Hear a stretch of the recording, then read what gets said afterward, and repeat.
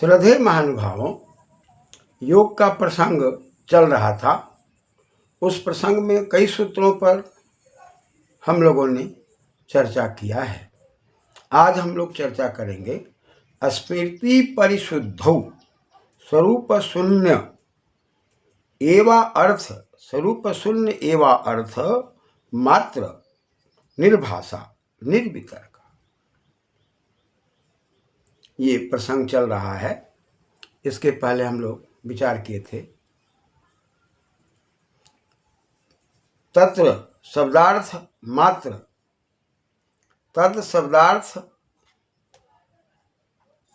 विकल्प संकीर्ण सवितर्का समापति।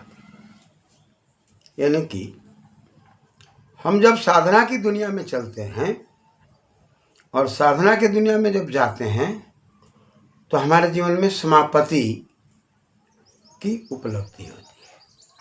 और समापति का मतलब है सम, और सम में पति लगा हुआ है। पद गतौ धातु, पद्यते ति प्रत्यय, संपद्यते। ठीक प्रकार से हमारे जीवन की जब गति हो जाती है उसी का नाम है संपत्ति। तो ये साधना के विषय में सम्यक रूपेण धीयते समाधि। जब हम ध्यान लगाते हैं, परम तत्व की ओर, ज्ञान की ओर विचरण करने लगते हैं तो हमको समापत्ति की प्राप्ति होती है। ये समापत्ति दो प्रकार की है, एक सवितर्का है और एक निर्वितर्का है। तो तत्र हम उसके अंदर जब समाहित होकर ध्यान में मगन हो जाते हैं तो ब्रह्म शब्दमयी है, और शब्द के अंदर के आनंद को जब हम प्राप्त करने लगते हैं तो वहाँ पर शब्द अर्थ और उसका ज्ञान, शब्दार्थ ज्ञान विशिष्ट रूपे न कल्पते विकल्पतै विकल्प। इसे हम जुड़ जाते हैं शब्द से, अर्थ से और ज्ञान से। लेकिन शब्द अर्थ ज्ञान में क्या होता है? तो कहा कि संकीर्ण, किर्ण कहते हैं फैलने को, संकीर्ण कहते हैं सिकुड़ने को, मिश्रित होने को, एकत्रित होने को। शब्द अर्थ और ज्ञान तीनों का समन्वय सम्मिलित रूप दिखाई पड़ने लगता है। कहा कि भाई ऐसे स्वरूप को संकीर्णा सवितर्का समापति, इसको सवितर्का की बात कही गई।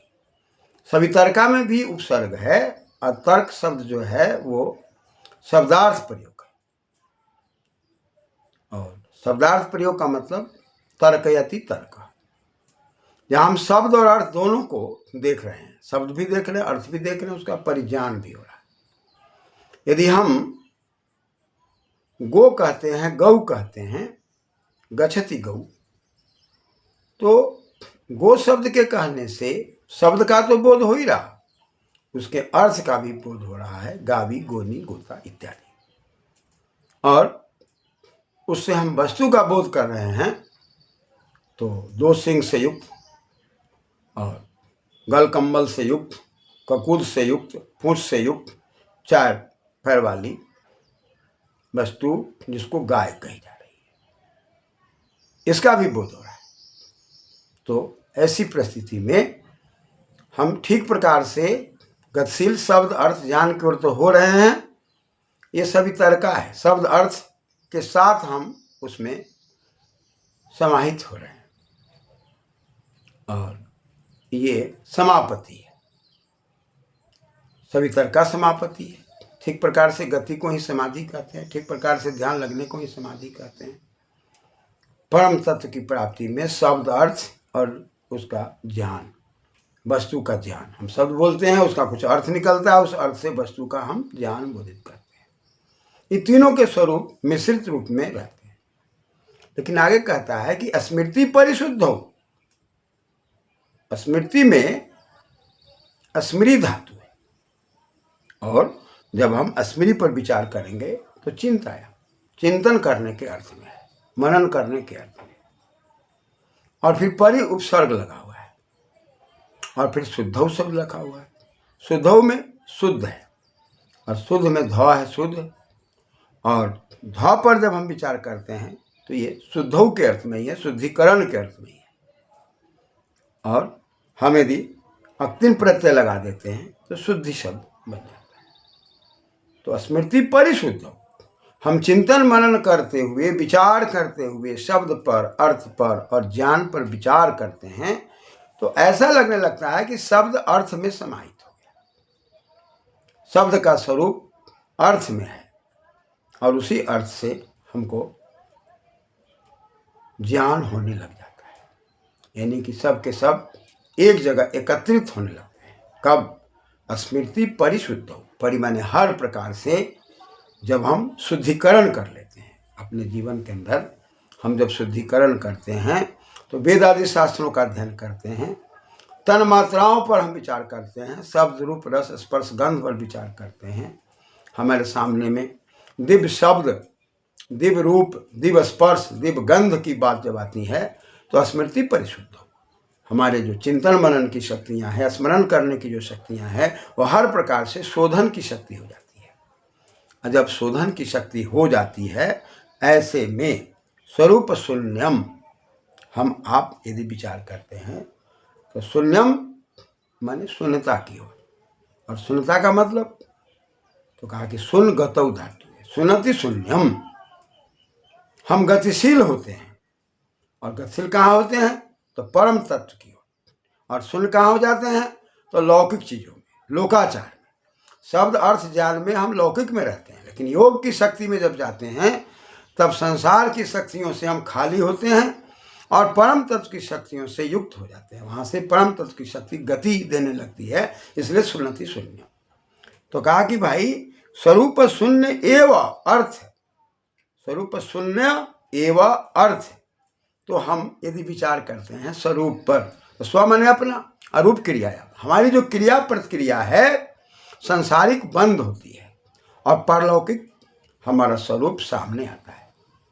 तो यहाँ से हम खाली होते हैं और परम तत्व की शक्तियों से शून्य में होकर के, शून्य की तरह होकर के, खाली होकर के, यानी कि सांसारिक वातावरण, सांसारिक शब्दों का तालमेल, शब्द अर्थ का तालमेल, सांसारिक राग द्वेष का तालमेल समाप्त हो जाता है।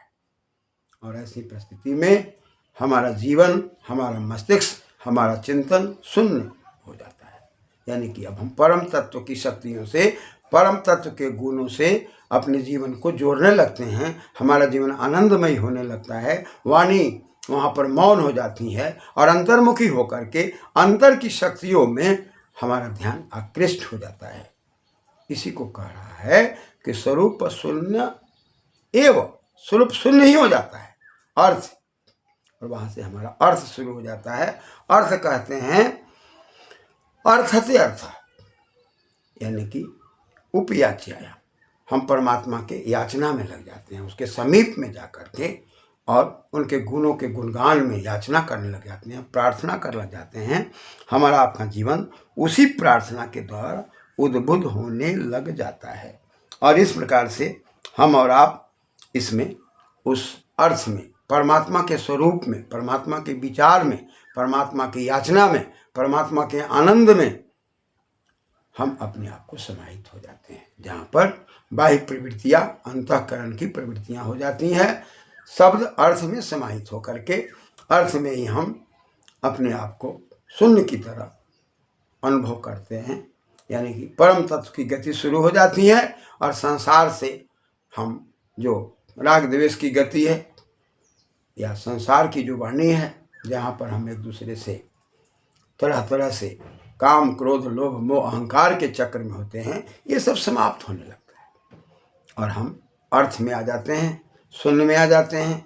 जहाँ से शून्यति शून्यम यत् प्रत्यय है, वहाँ से हमारी आपकी गति शुरू हो जाती है। मात्र माने केवल, मात्र में माँ मान्य धातु है, तरण प्रत्यय, केवल अंतर्मुखी, केवल आनंद, केवल ब्रह्म तत्व, केवल हम परम शक्ति से जुड़ते हैं और सांसारिक से ऊपर उठ करके हमारा स्तर जीने का बदल जाता है।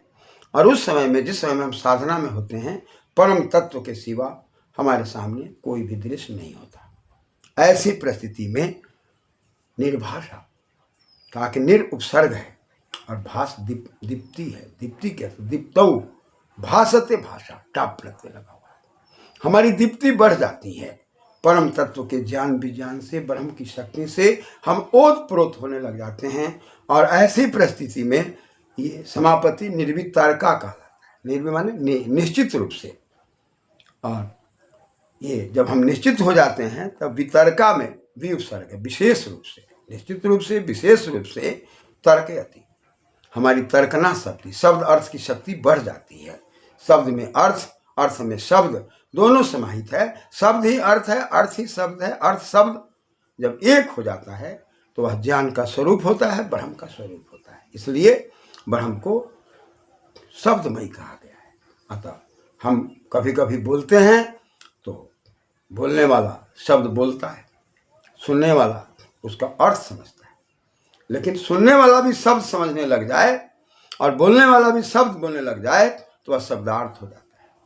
अर्थ में ही शब्द समाहित हो जाता है। और जब अर्थ में शब्द समाहित हो जाता है तो जीवात्मा में ही परमात्मा, और परमात्मा तो जीवात्मा में है ही और जीवात्मा के साथ है ही। लेकिन जीवात्मा परमात्मा को समझ नहीं पाता है। सांसारिक विचारधाराओं के चलने के कारण उसके अंदर तामसिक प्रवृत्तियां होती हैं, राजसिक प्रवृत्तियां होती हैं और सात्विक प्रवृत्तियां कम होती है। परिणाम हम जीव ब्रह्म के साथ रहते हुए भी ब्रह्म का जो संबंध है, ब्रह्म का जो आभास है वो नहीं होता। लेकिन जब हम केवल उसके शून्य में चले जाते हैं, सांसारिक चीज़ें खाली हो जाती हैं और जब पारलौकिक चीज़ें सामने होती है, आनंद की चीज़ें साक्षी होती है, तब हम इसको शून्य करके, खाली करके परमात्मा के शून्य यानी कि उसकी गति में हम समाहित हो जाते हैं।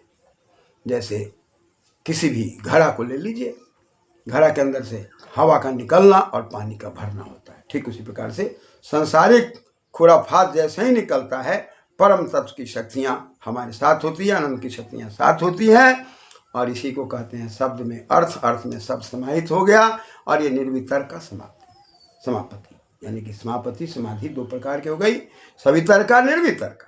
सवितर्का में शब्द अर्थ ज्ञान रहता है, लेकिन निर्वितर्का में सब शून्य की तरह हो जाता है, सब एक हो जाता है, एकत्व हो जाता है। एक एक एक के दर्शन में हमारा अवलोकन हो जाता है। धन्यवाद।